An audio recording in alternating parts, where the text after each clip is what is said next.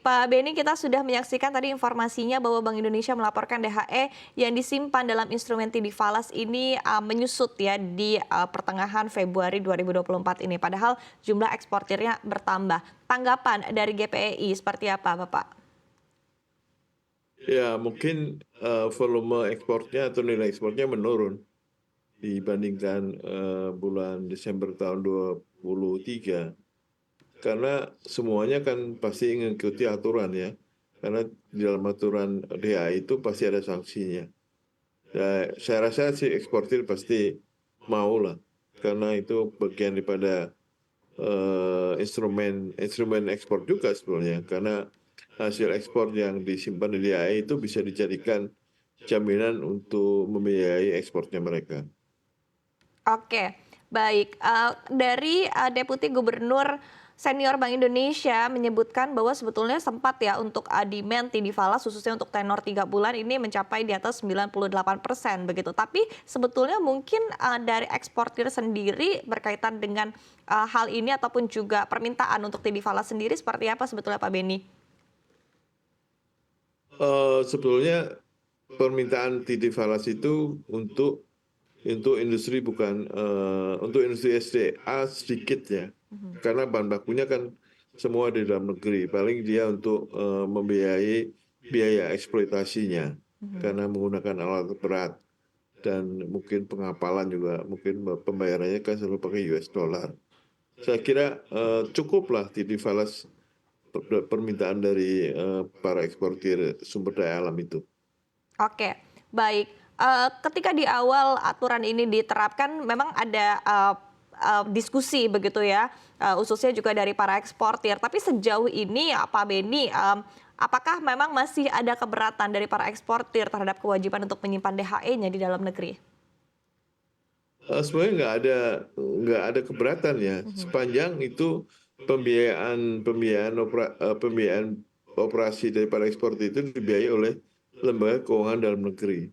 Kalau pembiayaannya dibiayai oleh lembaga keuangan di luar, tentunya hasil ekspornya ditahan di yang membiayai. Oke, baik. Tapi sejauh ini apakah ada kendala yang dirasakan dalam melaksanakan kewajiban untuk menyimpan DHE di dalam negeri, Pak Beni? Nah, sama sekali nggak ada kendala. Oke, baik. Nah, Sama sekali nggak ada kendala. oke, baik. Kemudian dari sisi instrumen ataupun juga produk yang disediakan begitu ya untuk memarkir dolar sendiri dari kacamata pengusaha, apakah memang sudah menarik atau justru memang ada ekspektasi untuk produknya ataupun juga instrumennya ini semakin diperbanyak ke depannya? Ya, kalau dari sisi yang sudah ada aturannya sih sebenarnya menarik ya. Tinggal soal returnnya aja harus diperbaiki. Return tuh yang disimpan itu diberi return berapa persen dibandingkan kalau disimpan di luar. Kalau returnnya masih lebih kecil dibandingkan di luar, pasti tentu mereka akan parkir di luar. Oke, evaluasi ataupun juga perbaikan yang diharapkan dari para eksportir dari kebijakan ini sehingga kedepannya semakin meningkatkan animo ataupun juga minat dari para eksportir untuk memarkirkan dolarnya di dalam negeri seperti apa, Bapak? Dari waktu ke waktu harus dievaluasi ya. Eh, karena yang membutuhkan dolar kan cukup banyak ya. Tentu harus bersaing lah kalau mau disimpan di time depositnya di dalam negeri, tentu harus diberikan sesuatu yang lebih menarik. Karena selama ini kan sudah sudah sudah diberikan, tapi apakah karena bunga itu fluktuasi ya, naik turun, tentu itu harus diperhatikan setiap saat oleh lembaga-lembaga keuangan. Oke, tadi Anda sempat menyebutkan di awal begitu ya bahwa laporan DHE yang disimpan ini berkurang, ini adalah karena volume ekspornya menurun begitu di awal tahun. Tapi mungkin bisa digambarkan apa yang menjadi penyebab untuk volume ekspor ini turun, Pak Beni? Ya penyebabnya banyak. Dari negara importirnya itu tentu juga mengalami kontraksi ekonomi ya. Kayak Cina itu kan mengalami cukup besar ya, kontraksi ekonominya. Karena terjadi kontraksi ekonomi itu, maka ekspor kita ke Cina juga menurun. Dan di samping itu juga masih banyak negara-negara yang masih belum bisa kembali ekonominya seperti semula sebelum sebelum COVID dulu. Masih ada beberapa akibat dari banyak lah penyebabnya. Penyebabnya banyak, ada geopolitik, ada logistik. Nah itu mengakibatkan kita juga ekspornya menurun. Oke, untuk komoditas sumber daya alam apa saja Bapak yang sebetulnya terasa begitu ada penurunan ataupun juga kontraksi ekspornya?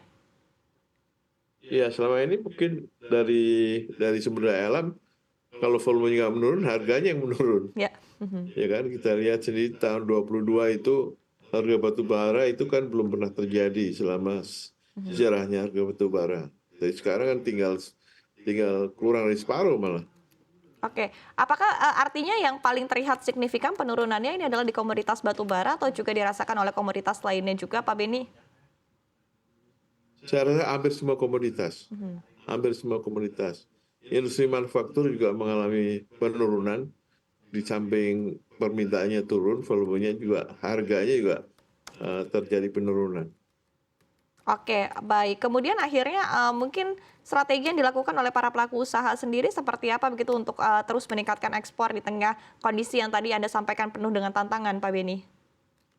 Ya, strateginya menyebar ke pasar-pasar yang baru ya. Mhm, mhm. Artinya kita dengan India kan juga satu mitra dagang yang cukup cukup potensial untuk dikembangkan. Negara-negara Asia Selatan ya, misalnya Pakistan, India, Bangladesh, sama Sri Lanka itu kan bagian daripada yang bisa kita kembangkan lebih besar lah dibandingkan sekarang.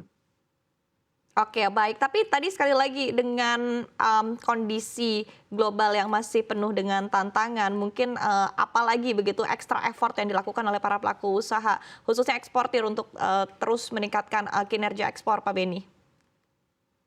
Kalau dari sisi pengusaha kan dari sisi produksi tentunya eh, akan selalu melihat lebih lebih compete dibandingkan teman-teman eksportir dari negara-negara yang lain.